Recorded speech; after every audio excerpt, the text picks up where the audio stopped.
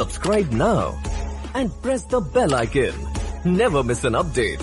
पाकिस्तान की इस वक्त जो इकोनॉमी है उसका जो बेड़ा गर्क हुआ है और जो हो कर चुके हैं ये लोग, अब उसको मजीद जिसे कहते हैं ना कि बेड़ा गर्क होने जा रहा है। चीने जो हैं वो प्रॉफिट का, मेरा मतलब वो 5-10% भी प्रॉफिट नहीं रखते होंगे।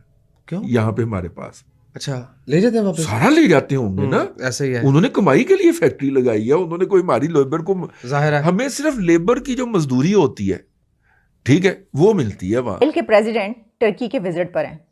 इसराइल के सदर तुर्की का दौरा कर रहे हैं और president of Turkey mister Tayyip Erdogan, जो कि मुस्लिम उम्मा का एक सिंबल तस्वर किए जाते हैं, जो कि अर्तुगरल ड्रामे के एक हीरो की तरह तैयब एर्दोगान को पाकिस्तान के मुसलमान भी देखते हैं। सिर्फ ये ही नहीं कि मुस्लिम दुनिया के मुसलमान, तो मुझे नहीं पता दूसरे कंट्रीज़ के देखते ही नहीं देखते, क्योंकि हम ट्रक की बत्ती के पीछे सबसे पहले हम लगते हैं। हमारे लोग जो हैं वो तो फौरी तौर पर ट्रक की बत्ती के पीछे लग जाते हैं, वो कहते हैं हाँ ये जो है ये सही है।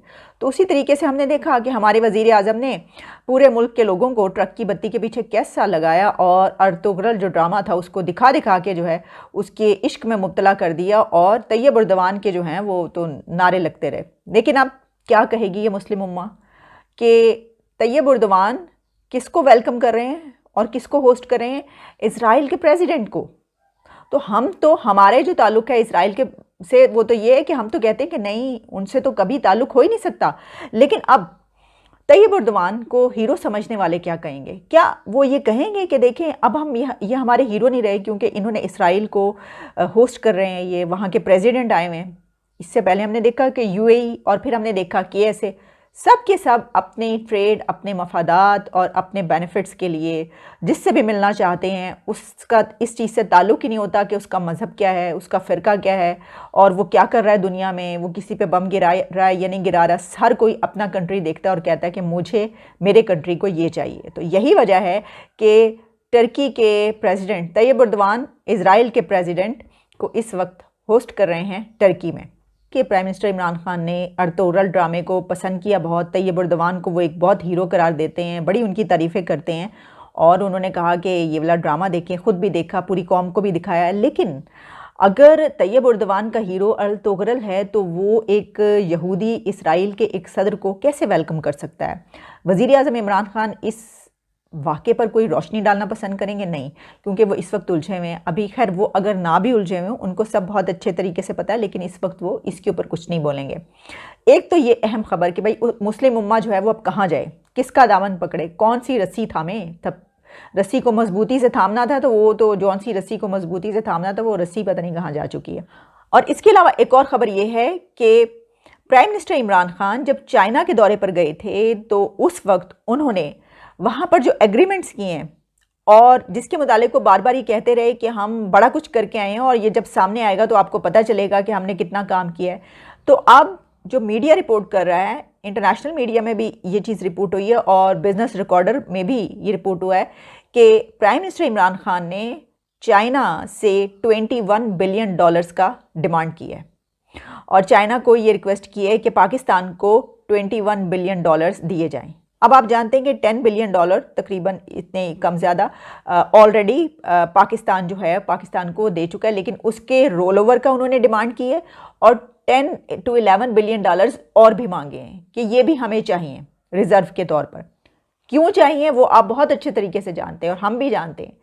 पाकिस्तान की इस वक्त जो इकॉनमी है उसका जो बेड़ा गर्क हुआ है और जो हो कर चुके हैं ये लोग, अब उसको मज़ीद जिसे कहते हैं ना कि बेड़ा गर्क होने जा रहा है। और वो किस तरीके से, देखें, एक बात जो की गई थी कि अपोजिशन बड़ी जद्दोजहद कर रही है कि वो नो कॉन्फिडेंस वोट को कामयाब करे, लेकिन शायद उसको ये पता है, कैसे हो सकता है ना पता हो कि जिस वक्त इमरान खान ने उतरना है तो 24 अरब रुपया जो है उसके टैक्सेस मज़ीद लगने हैं, तो 24 अरब के टैक्सेस मज़ीद लगने हैं। तो आने वाली जो हुकूमत है उसकी तो कमर टूट जाएगी जितना इमरान खान कर्जे ले चुके हैं।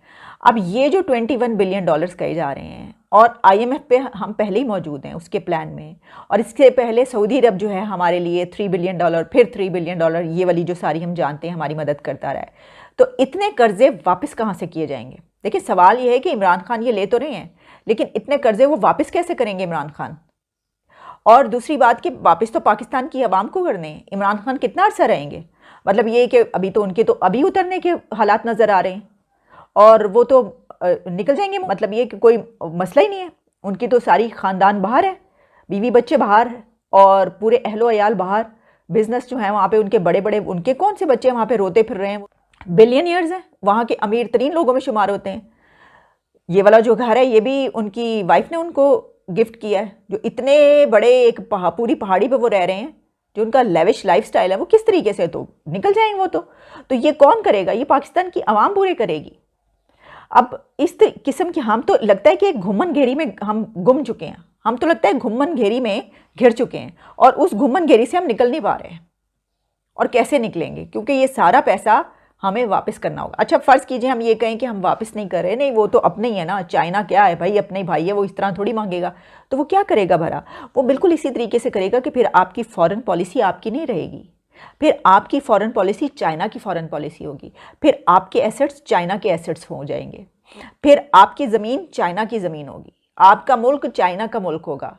वो जो दिल चाहेगा, जिधर दिल चाहेगा वो करके दिखाएगा आपको, क्योंकि इतनी बड़ी अमाउंट उसकी यहाँ पर ऑलरेडी, एक तो हम सी पैक देख रहे हैं कि उसके एसेट्स मौजूद हैं, अब आप बार बार उससे और मज़ीद कर्जे मांग रहे हैं, मज़ीद आप उसे कह रहे हैं हमारी मदद करो, हमारी सपोर्ट करो, वो कर देगा, लेकिन उसके बाद आपको उसका खुमियाजा क्या भुगतना पड़ेगा।